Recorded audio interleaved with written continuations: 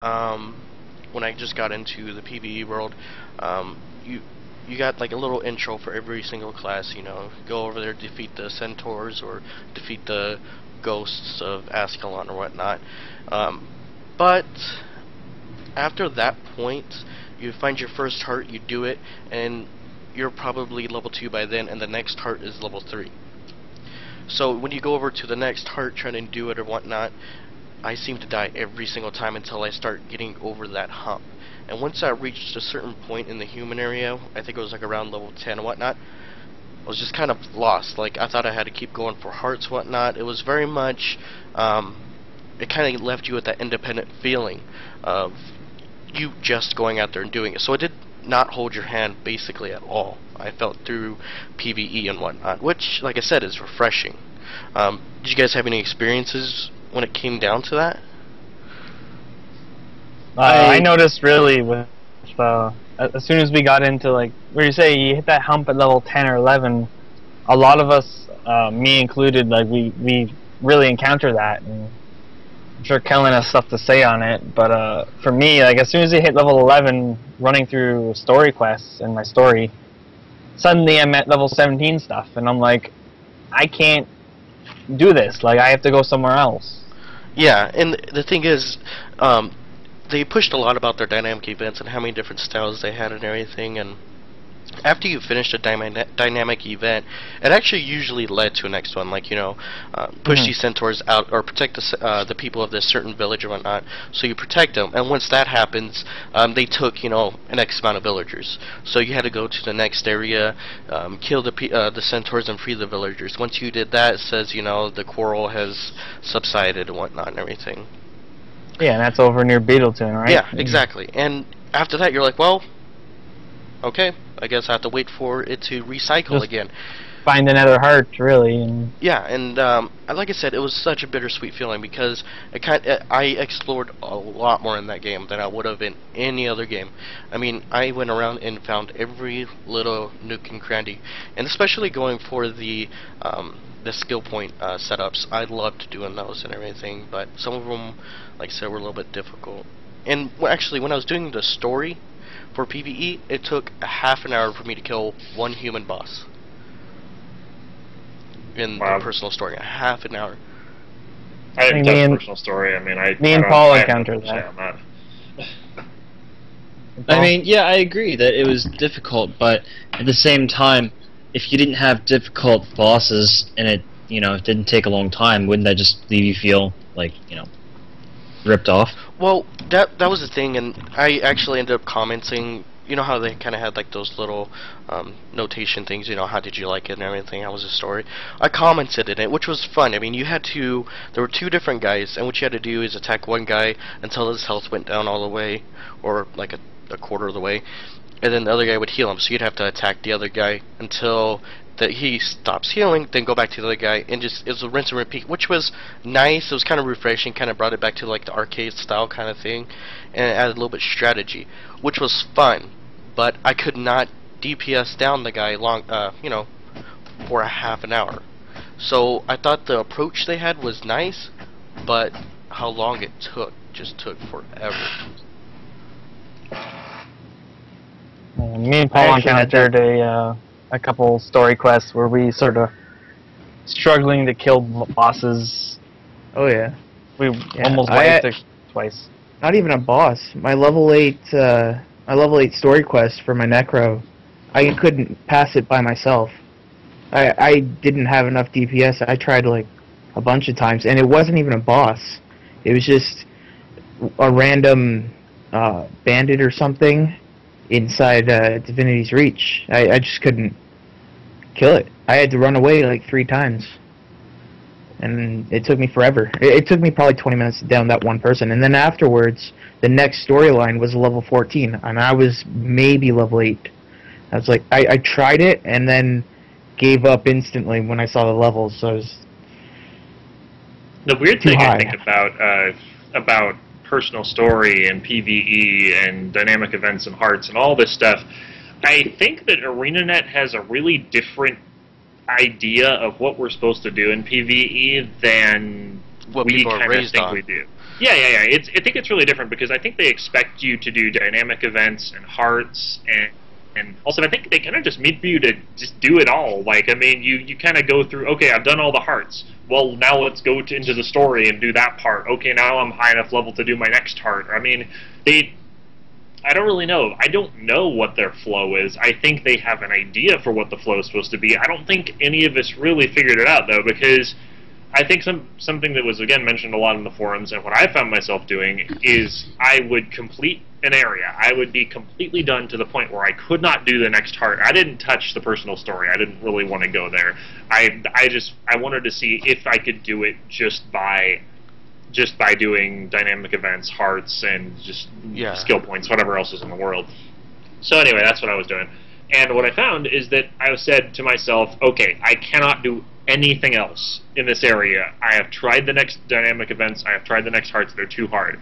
I just went to another starting area to boost my EXP. I didn't grind. I just went to another starting area. I went to the Char one, and I was like, all right, I'll start doing stuff here. And that's what then I ended up doing too. Once I was up to the level that I was for the previous area, I'd just go back there and do my stuff, and then I just kind of switch back and forth, which I don't think you're supposed.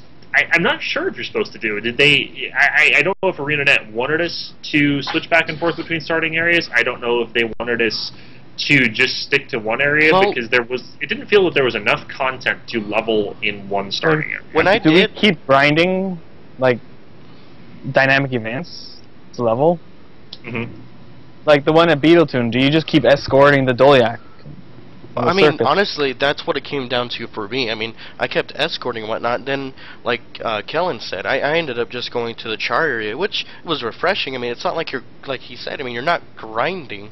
It's just experiencing something new. And I think that's what they wanted. They didn't want you to just have to grind in a certain area. They want you to go out to explore it one. I think that was the reason for dynamic events, is so that way you don't have that leash.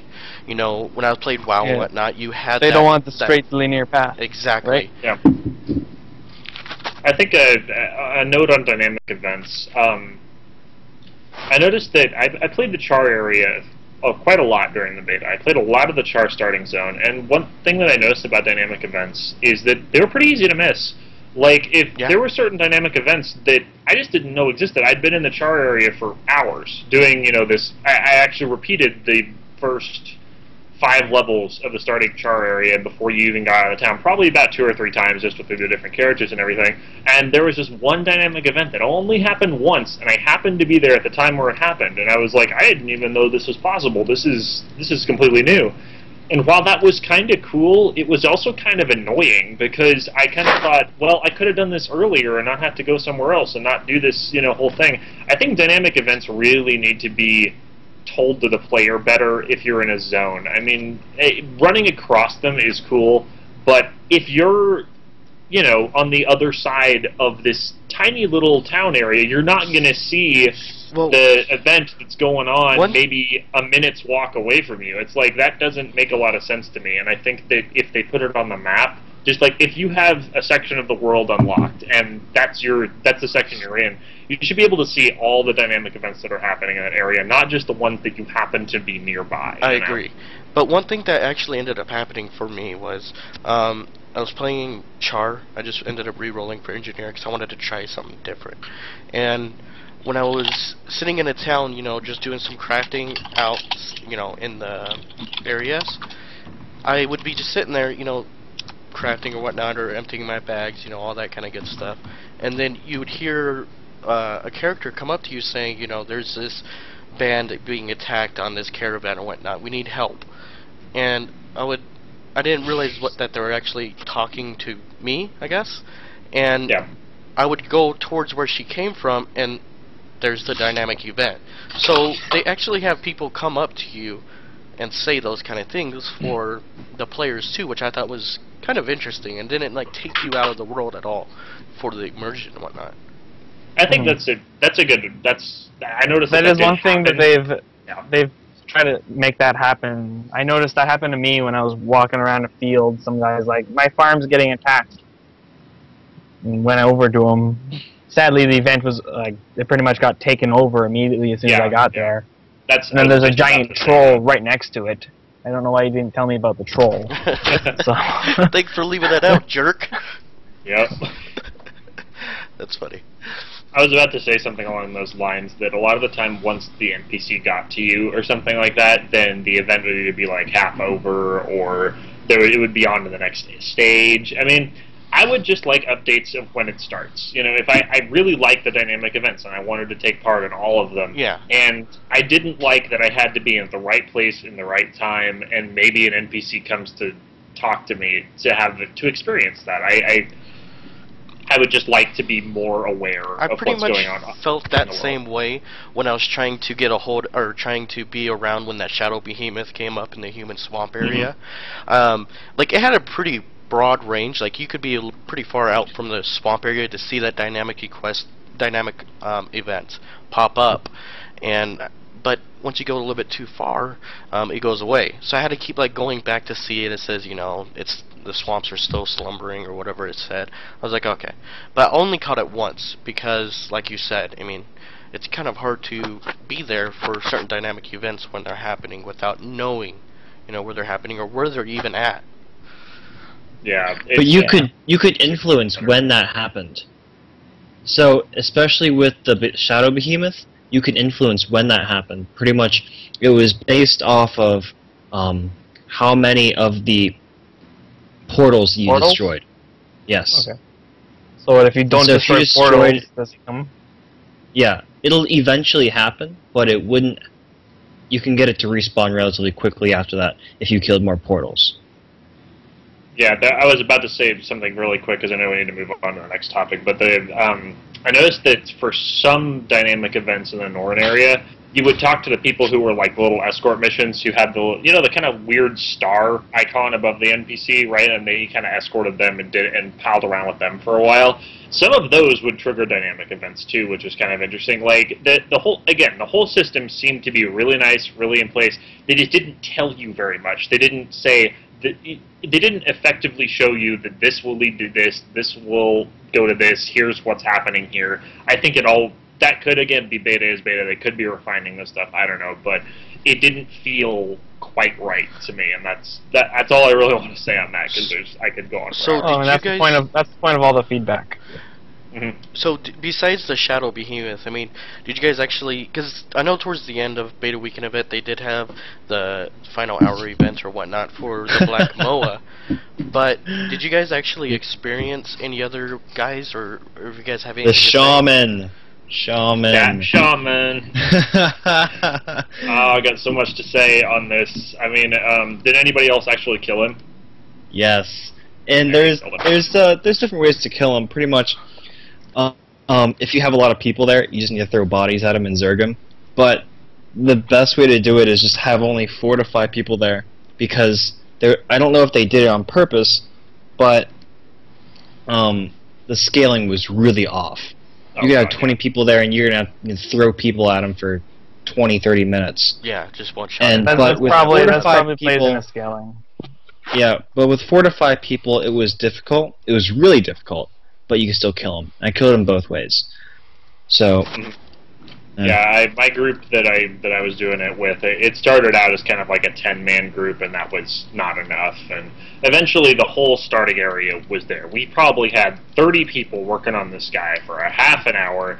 And I was screaming in the chat all the time, "Do not attack when his bubble is up!" Like, whole time, people were still doing it and dying all over the place, and you have to res people. Because, I mean, for those of you who don't know, the shaman was damage scaled way too high, first of all. Like, he had so much health that it was ridiculous. And on top of that, he had this bubble that would reflect damage, and he would cast this bubble really often, so that your damage, if you hit him while he had this bubble up, your damage that you did to him would come back and kill you. So you'd have a lot of people doing these super big attacks on him and then killing themselves essentially off the shaman.